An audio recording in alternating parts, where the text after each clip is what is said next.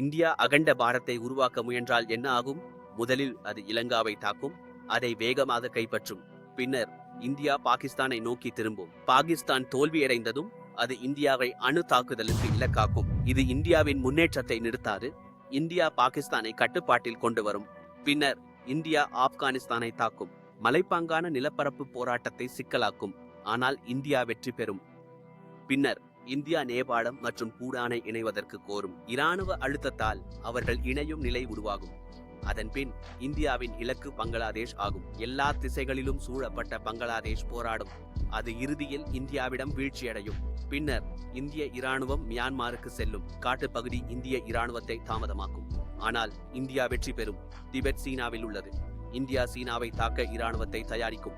ஆனால் சீனா முன்னரே தனது படைகளை நகர்த்தியுள்ளது. சீனாவின் மேம்பட்ட இராணுவம் வெற்றி பெறும். பின்பு இந்தியாவின் சில பகுதிகளை கைப்பற்றும்.